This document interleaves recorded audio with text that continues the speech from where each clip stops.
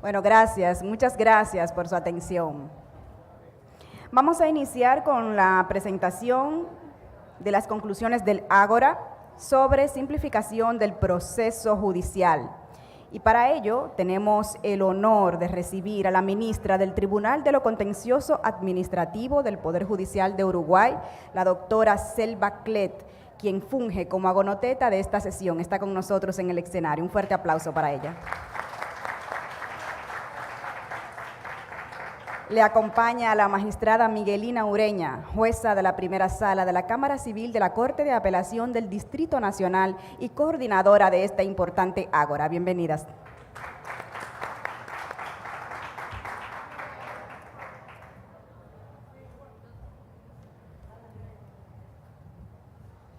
Muy buenas tardes, gracias a los que se quedan para escucharnos. Especialmente buenas tardes a todas las personas que vienen del extranjero a compartir esta experiencia con nosotros. Y también muy especial para los estudiantes de las distintas universidades que están acá. Sean ustedes bienvenidos.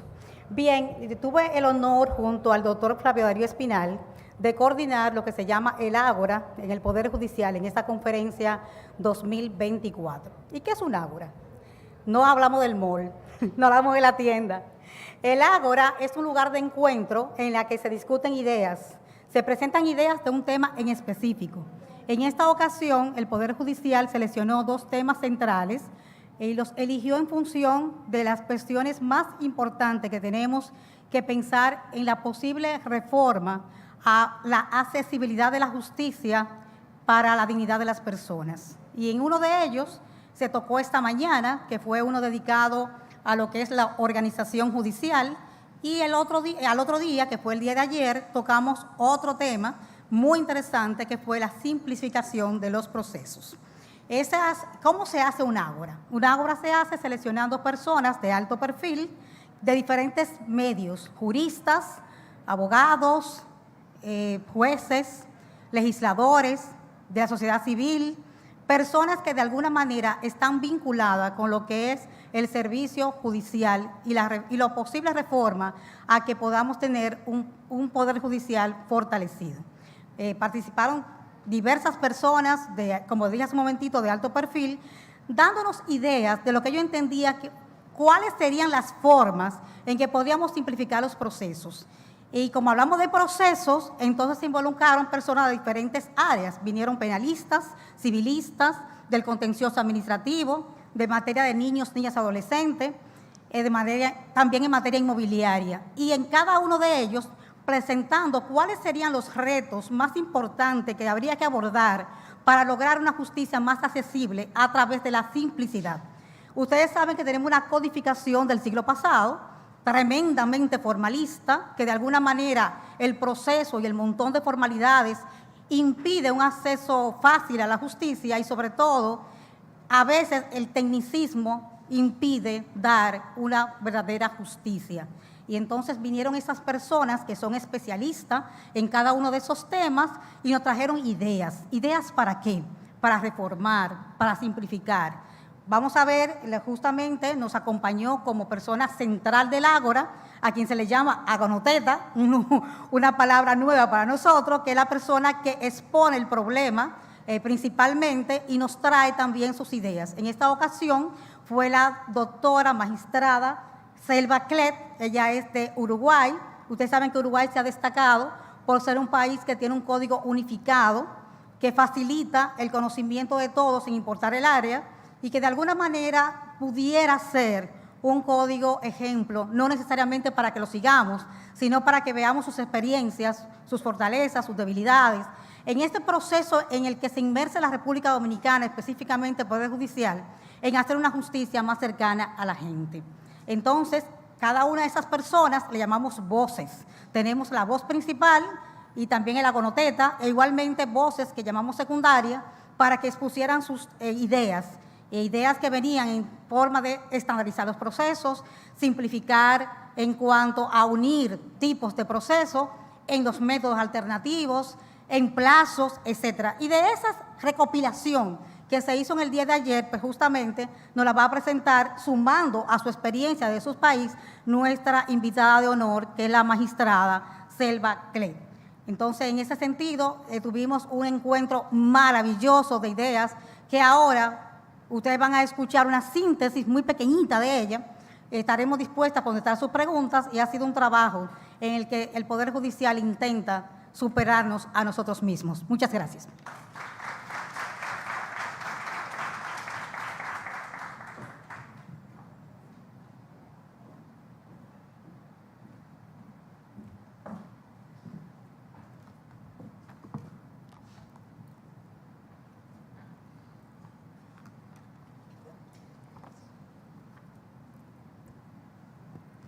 Buenas tardes a todos y todas.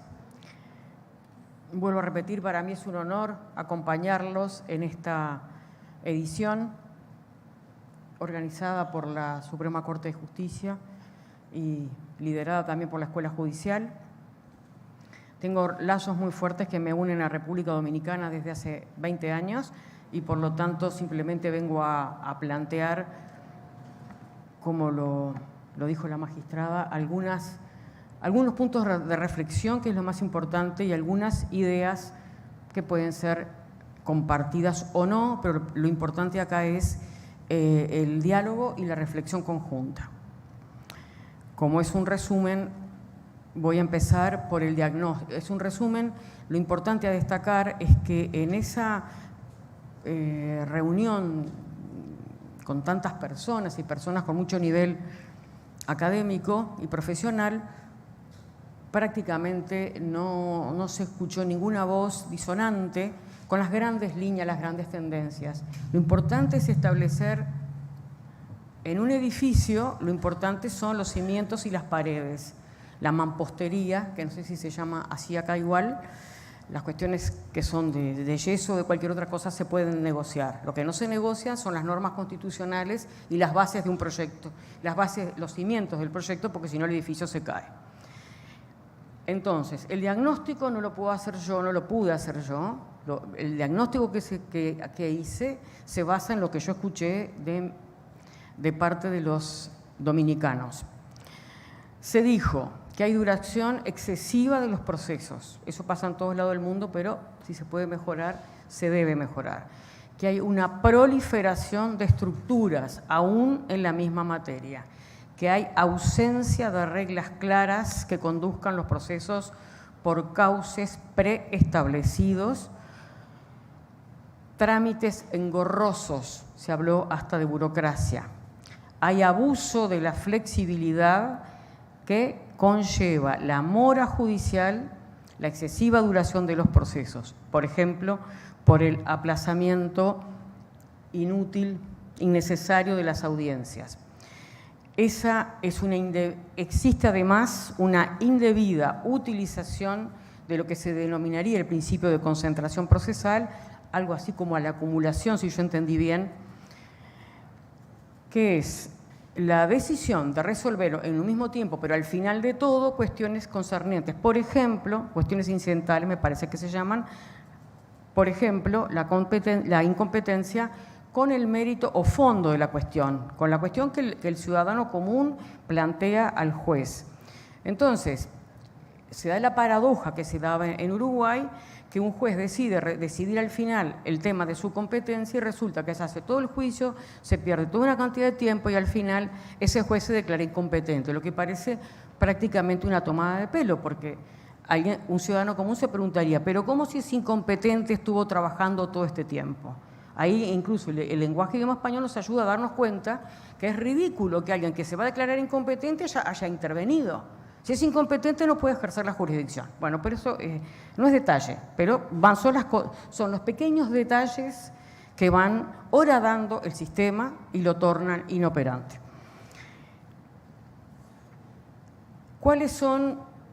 ¿Qué coincidencias hubo?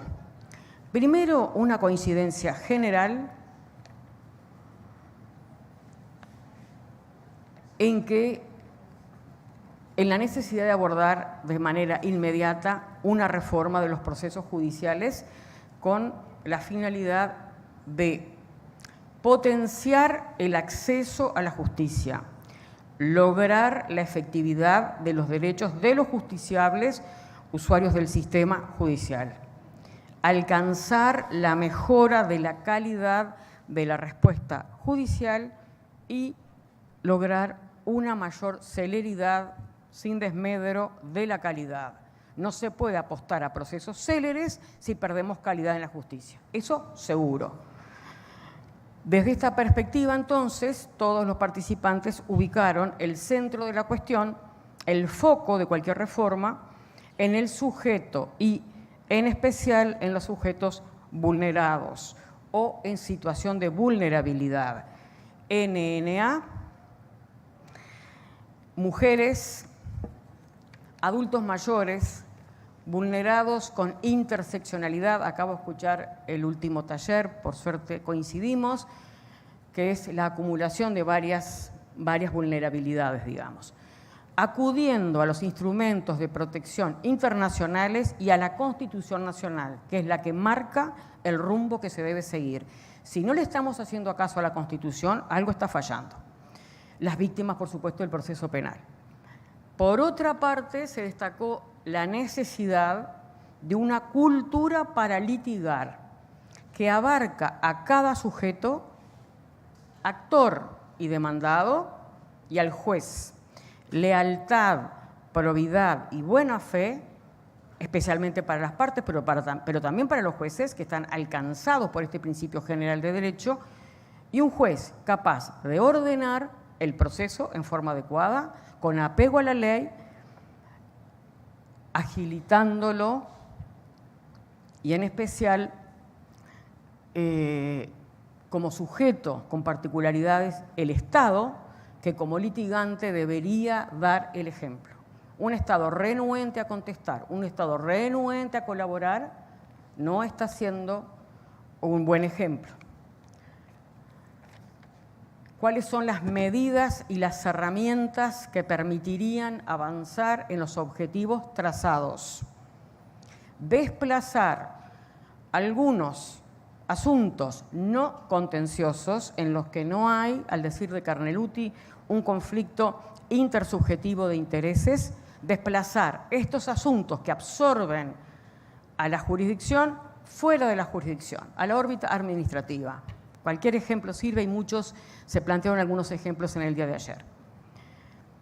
En todo caso, delinear una jurisdicción voluntaria, que es la jurisdicción cuando no existe conflicto de intereses, sustituir la gran cantidad de estructuras procesales por un proceso generado de acuerdo a las circunstancias de este país. Jamás se puede aceptar que se traslade un proceso extranjero al nacional. Eso no es mi planteo, nunca lo va a ser ni nunca lo fue. Hace 30 años que batallo por este código. En este caso no voy a batallar por ningún código, pero por mi código sí he batallado en mi país durante 30 años. Un proceso, decía, generado de acuerdo con las circunstancias de este país. Y con eso abarco todo. Las circunstancias territoriales, geográficas, de acceso a los tribunales en el sentido mero acceso territorial. Si hay inundaciones, si no hay inundaciones, si hay pasos que se cierran, si llueve mucho, y entonces, no sé, las que sean, las geográficas, las antropológicas, las que sean, las económicas, todas esas hay que considerarlas. Entonces, sustituir la gran cantidad de estructuras procesales unificando las existentes. Se planteó, y entonces es honesto que lo diga, la dificultad de incluir al proceso penal dentro de esta unificación. Sin embargo, si acudimos a la teoría general del derecho, a la teoría general del proceso, y en particular a las normas constitucionales, a las normas legales, a la teoría general de la prueba, vamos a tener que convenir que los actos procesales, las notificaciones, una serie, no voy a repetir porque si no es agotador, muchas cosas tienen lo que en música se diría una nota pedal, un hilo conductor, y esas cuestiones que son iguales no hay por qué inventar nada y regularlas distintas. Esa es la fortaleza de tener una sola manera de pensar. Eso es conformar un sistema. Un sistema, un código es un conjunto de normas ordenadas y que tienen una finalidad. Reitero, lo de penal, algunos abogaron por mantenerlo fuera, pero lo que no está fuera es la teoría general que tiene, que está inmersa y que fue especialmente invocada por uno de los participantes. Esa unificación de estructuras, además porque, por supuesto, en el proceso penal, no voy a abundar en esto, pero en el proceso penal el principio de inocencia tiñe a ese proceso de una tal manera que no se puede compatibilizar entonces, por ejemplo, con las reglas de la carga de la prueba del resto de los procesos. Deben considerarse las situaciones de urgencia. Para situaciones de urgencia puede haber procesos de menor conformación, con menos actos procesales, o puede instalar su sistema de medidas cautelares o provisionales o anticipativas de porte, de enjundia, como para que la jurisdicción sea no solo la potestad de juzgar y hacer ejecutar lo juzgado, sino también la potestad de garantizar la ejecución de la sentencia o adelantar, para el caso de las anticipativas, un momento posterior que de no tomarse esas medidas se incurriría en un daño irreparable. ¿Cuáles son las herramientas y las líneas estructurales, aspectos que surgieron del ágora? Bueno, acudir a la teoría general del derecho, a la teoría general del proceso que constituyen los cimientos, ya dije, del edificio, y a ese hilo conductor de todos los procesos, incluso el penal. Ello garantiza, a mi juicio, la igualdad. Todos los ciudadanos son iguales ante la ley, salvo, ya sabemos, ¿no?, los talentos y las virtudes y el principio aristotélico de tratar en forma desigual a los desiguales. Ese sistema unitario, con un andamiaje teórico, lo que no significa que se haga teoría en el código, pero tras la norma específica hay una teoría, hay un sistema, ¿no?, un sistema en el que se está pensando. Ese andamiaje teórico tiene que ser único, resaltando, en ese caso, el andamiaje en los cimientos, los elementos comunes, pero como todas las pretensiones son diversas, se deben preservar las particularidades atendiendo a las especialidades de cada materia. Valga la redundancia, yo diría en especial a las de carácter social, y dentro de las de carácter social yo diría lo que escuché, ¿no?, laboral, familia, NNA, agrario o de tierras, algo así, que tienen sus principios propios, aunque no tan diferentes a los principios generales de cualquier proceso, porque los principios del proceso son principios del proceso. Puede haber, y nos lo explicó un magistrado, me parece que era un magistrado de la rama laboral, que hay principios sustantivos para el derecho laboral. Segundo, la utilización de los medios tecnológicos que reducen los tiempos. Y esto creo que Dominicana tiene una gran fortaleza. Cuando conocí a las personas que en este momento ocupan altos cargos, hace muchos años, hace como 20 años, Dominicana iba a la cabeza en todo Iberoamérica o Centroamérica hacia el sur en la tecnología. Era el país de punta en materia de tecnología. Por lo tanto, eso que han construido deben aplicarlo a agilizar los procesos.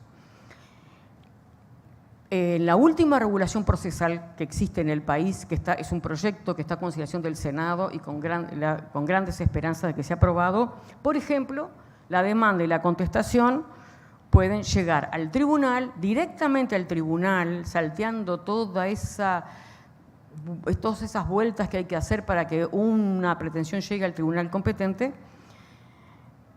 Se pueden mandar al tribunal por medios telemáticos, lo que garantiza que la gente que vive en el interior del país pueda acceder de una manera más rápida y facilitando el acceso, sin tener que llegar a un lugar, sin tener que desplazarse. Esto de un hilo conductor y de la unificación de las estructuras permitiría uniformidad, predecibilidad, que es uno de los ejes temáticos que se planteó en estas jornadas. El acceso, si esto está sistematizado y está en medios electrónicos o digitales o como se llamen, permite el acceso a los fallos judiciales, si están sistematizados mejor, así se ilustra, se sabe lo que piensa el órgano máximo del Poder Judicial u otros órganos parecidos. y se puso de relieve también la necesaria formación de los jueces y de los abogados. No basta con que los jueces nos formemos y nos formemos, si en paralelo nos formamos a los abogados para que tengan la misma visión y se embarquen con cierta alegría e ilusión en una reforma. La utilización de los medios alternativos, darle un mayor desarrollo a la conciliación dentro del proceso o antes del proceso, eso cada país lo regula como quiere.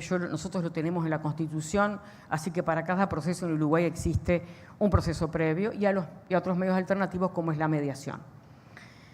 No desdeñar la regulación de aspectos procesales que parecen menores, pero que pueden arruinar cualquier proceso.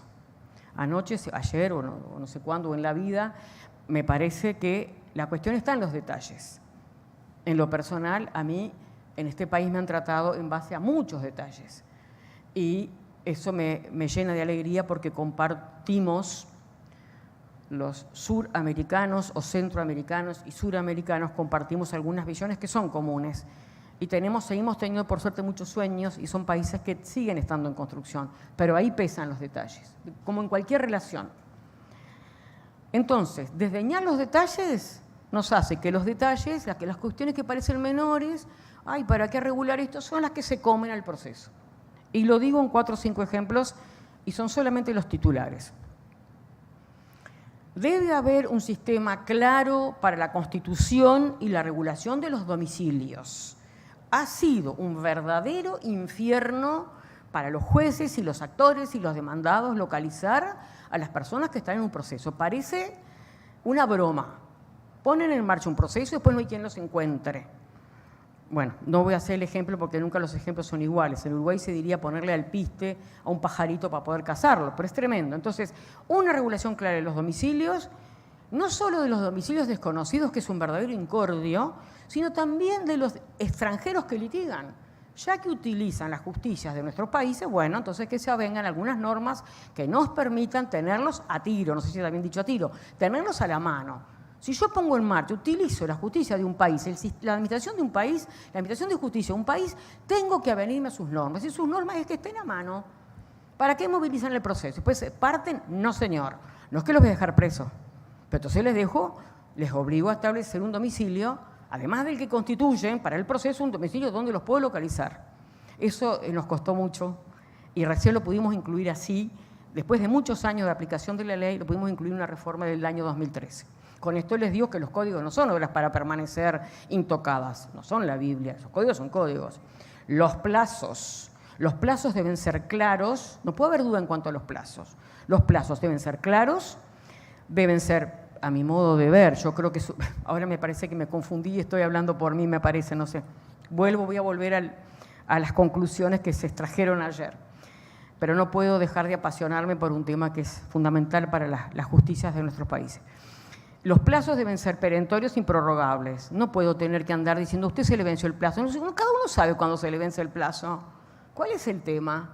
Vencido el día, llegó el último día, se terminó. Chau, adiós. Bueno,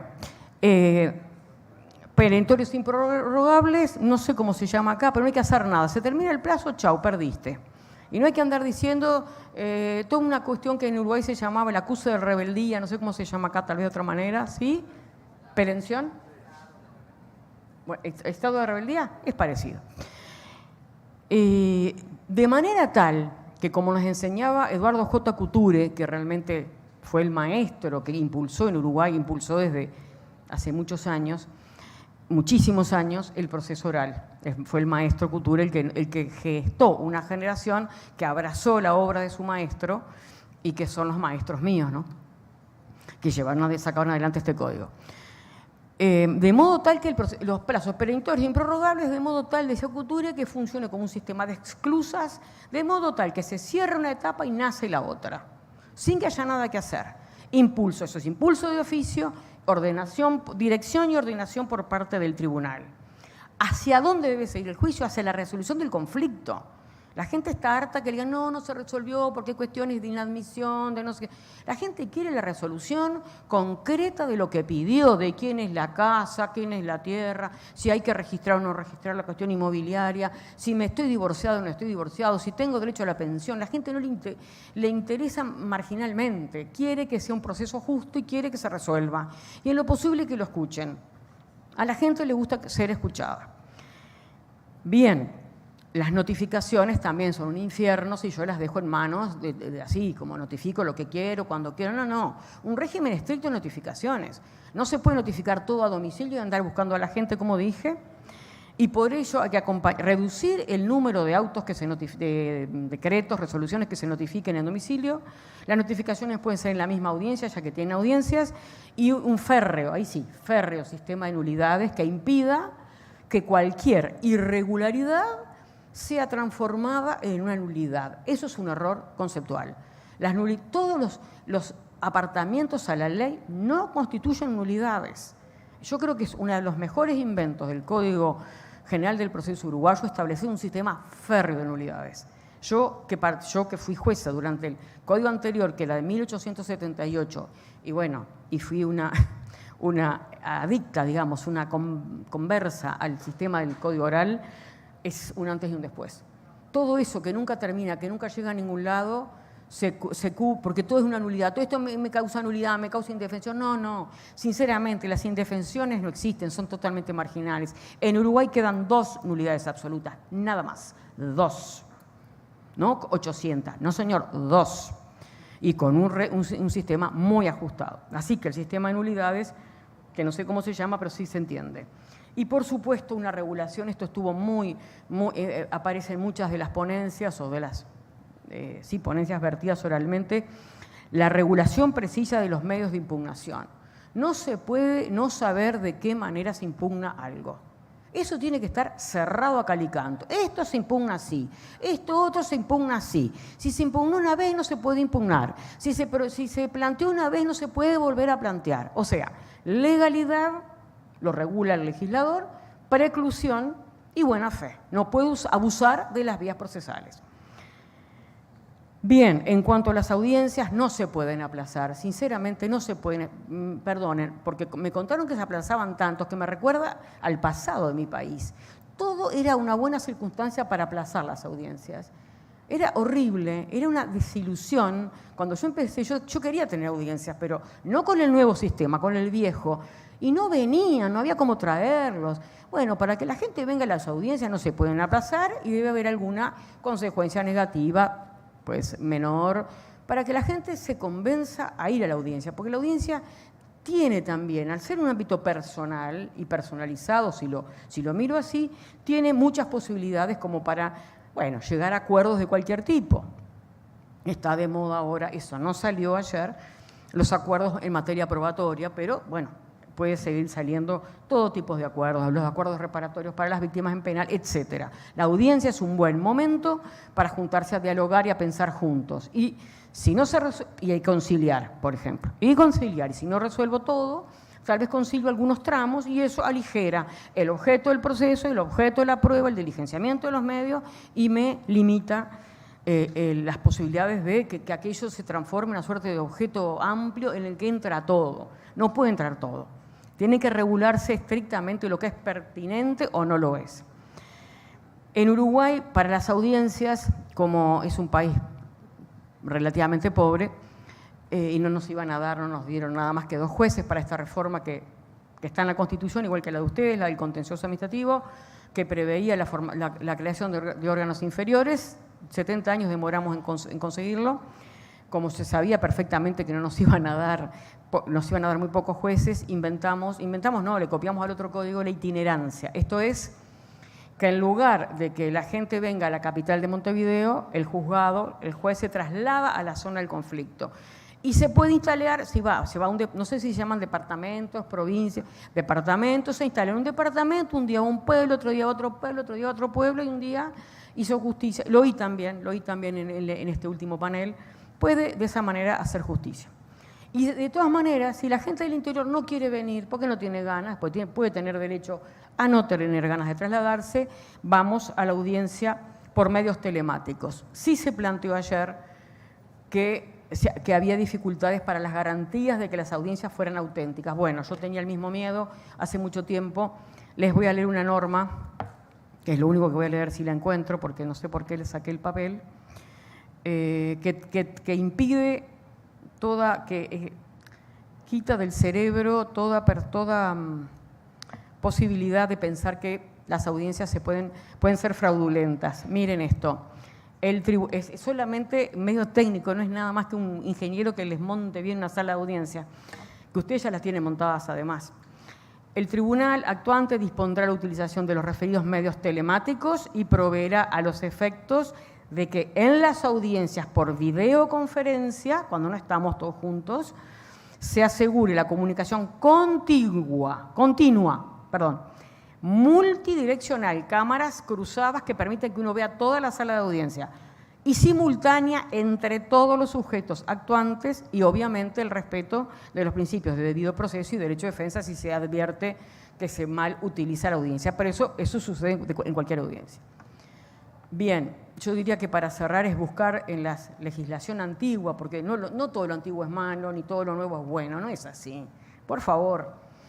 Creo que en el Código Civil de ustedes, que es del otro siglo, igual que el mío, que el nuestro, de Uruguay, está la teoría general, no solo del derecho civil, sino tiene muchas normas procesales, esos códigos tienen muchas normas procesales. También me pregunté, eso me lo pregunté yo, pero como yo también era parte del Ágora, yo me pregunté si el proceso laboral es tan bueno, ¿por qué no lo trasladamos a todos los demás? Y cierro con esto antes que se me apersona, ya la veo de costado, me da miedo. Los jueces, los abogados que defienden las partes deben terminar con unas buenas conclusiones generales, que así se llaman acá. Conclusiones generales no es repetir lo que se dijo en la demanda, me parece. Conclusiones generales es establecer de cómo yo pasé, como decía Couture, la pretensión es el proyecto de sentencia, bueno, cómo yo, mediante la actividad probatoria, logré probar lo que me proponía. Esas me parece que son las conclusiones generales, de las cuales derivará una sentencia que debe estar, por supuesto, motivada y fundada. Todo esto nos va a llevar, les va a llevar, o nos va a llevar, porque yo voy a festejar mucho si pueden lograr una reforma, nos va a llevar a lograr una tutela jurisdiccional efectiva. Es muy triste que escribamos en el papel lo que después no podemos poner en la práctica. Los mejores deseos, los mejores augurios para los tiempos de desafíos que tienen. Gracias. Magnífico. Muchísimas gracias. Sí, por aquí mismo puede sentarse. Muchísimas gracias, magistrada Clet. La verdad que interesantísimo resumen de tantas cosas que pudimos trabajar por 2 días consecutivos y concretizarlo tan breve, de verdad magnífico. Tenemos poco tiempo, se meterán solamente 2 preguntas y le pedimos a los participantes que también sean breves. ¿Sí? Sí, usted me dijo que tiene una pregunta. Tenga uno, tenga.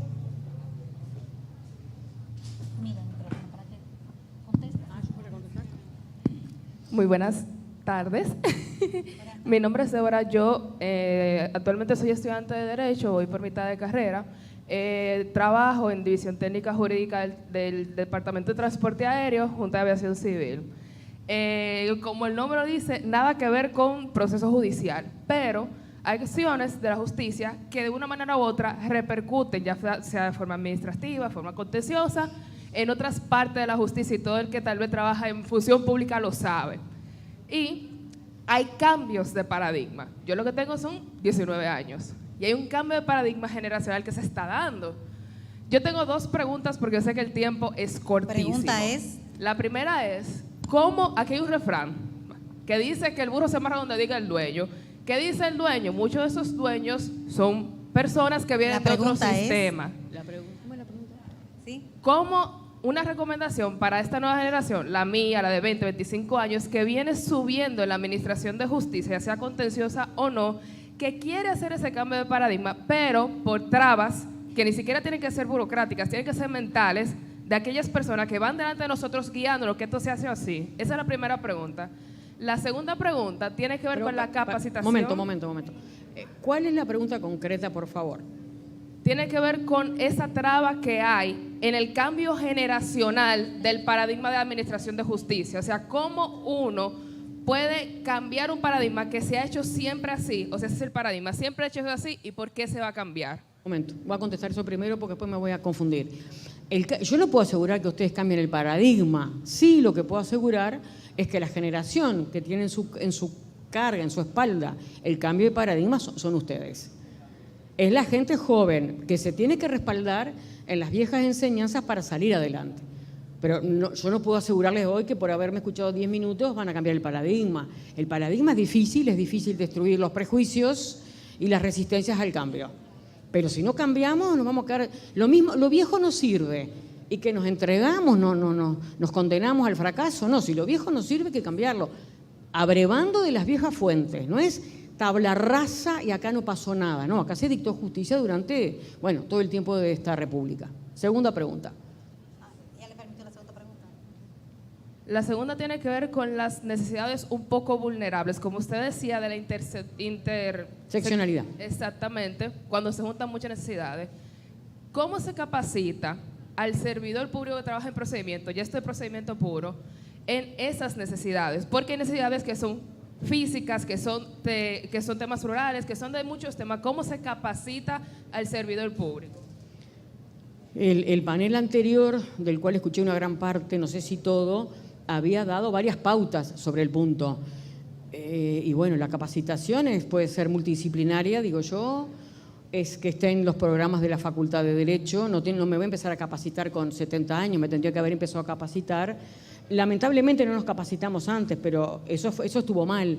Entonces ahora podríamos decir que tendrían que estar en los programas de la Facultad de Derecho, una cuestión transversal para las cuestiones de género y ya más especificada tal vez para los NNA.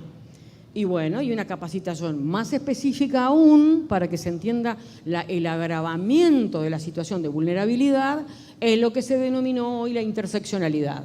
Eso es capacitar, es sentarse a conversar, no se necesita un aula, se necesita que la gente se junte y converse y cuente tal vez su experiencia y diga, bueno, yo era una vulnerada porque me pasaba esto, no me animaba a denunciar una situación de violencia familiar, intrafamiliar, porque en la sociedad iba a quedar de algún modo señalada. Y también la inoperancia del sistema judicial, hablo del mío, solo del mío. Se llegaba la señora finalmente de hacer el esfuerzo para hacer la denuncia y le preguntaban, ¿y por qué viene recién ahora? ¿No le dolían los golpes? Bueno, entonces, si los operadores, primero, capacitar a los operadores para que sepan entender, porque esas preguntas realmente me da vergüenza, pero no están tan lejos en mi país. Otra persona, ¿no? Bueno, llevamos desde el siglo pasado con la misma codificación, las necesidades cambian, las personas tienen otras necesidades, hay otras formas más avanzadas de hacer las cosas y haciendo lo mismo no vamos a tener un resultado diferente. Buenas tardes, muchas gracias por su atención. Gracias, muchísimas gracias por su presentación. Despedimos a la doctora Selva Clet, a la magistrada Miguelina Ureña. Muchísimas gracias. Repetimos ese aplauso para ellas, por favor. Presentaron las conclusiones del Ágora sobre simplificación del proceso judicial.